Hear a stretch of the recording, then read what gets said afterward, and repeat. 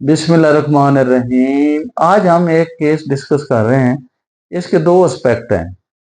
One aspect is के patient को awareness या पेशेंट की काउंसलिंग, पेशेंट की नॉलेज, ताकि पेशेंट अपने अजीज़ व अकारिब का या स्पेशली बच्चों का, क्योंकि केस बच्चों का है, तो उनको वो उसकी ट्रीटमेंट समझ सकें।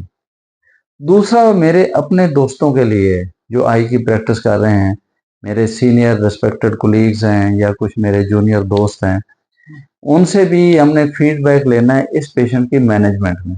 मैंने बताना है कि इस पेशेंट का मैंने क्या सोचा ट्रीटमेंट प्लान, और मेरा ट्रीटमेंट प्लान आपकी सोच से या आपके ट्रीटमेंट प्लान से उसका कितना डिफरेंस है। अब मैं पेशेंट बताता हूँ कि ये मेरा पेशेंट है आमना कासिम, 6 ईयर्स। ये संडे वाले दिन मेरे पास आई है, किसी ने इसको रेफर किया है, मैंने इसका एग्जामिन किया है। She is 6'6" in the right I और 6'18" इन द लेफ्ट आई। जब मैंने इसको सिडलम पे देखा तो उसकी जो लेफ्ट आई है उसमें मिनिमल कैटरेक्ट है, पोस्टीरियर सब कैप्सुलर, जैसे आप पेपर पेन होती है ना, कॉमन पेन, उसका जो हेड होता है उसके बराबर उसकी कैटरेक्ट है, और रिफ्रैक्टिव एरर ऑलमोस्ट नहीं है। अदरवाइज शी इज अलाइन, उसको एक्स्ट्रा ऑकुलर मसल या उसकी डेविएशन हर ब्लड टेस्ट पे कवर अनकवर पे नहीं है। She is otherwise normal.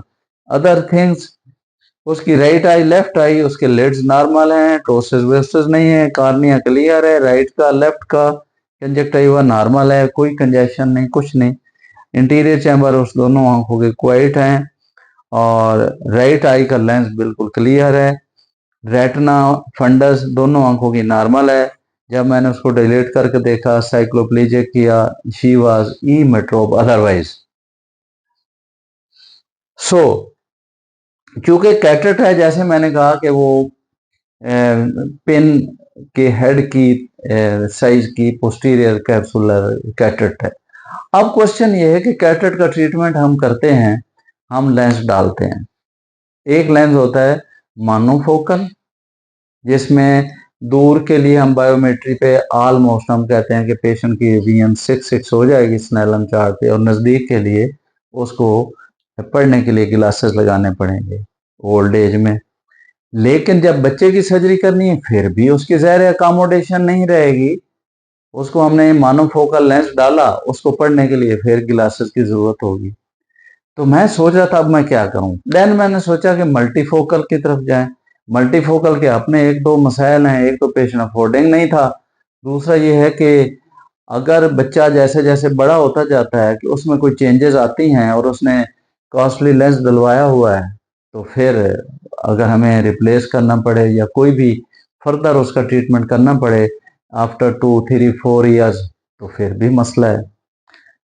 तो AFA करने में और मसला है कि हम इसका लेंस, इसका कैटर निकाल दें और इसको +18 +14 अकॉर्डिंग टू रिफ्रैक्शन हम इसमें ऐनक लगाएं, तो फिर दोनों का डिफरेंस इतना ज़्यादा होगा कि ये नॉर्मल आई है तो इसमें इतना बड़ा लेंस, तो उसको डिप्लोपिया हो जाएगा, मसला हो जाएगा।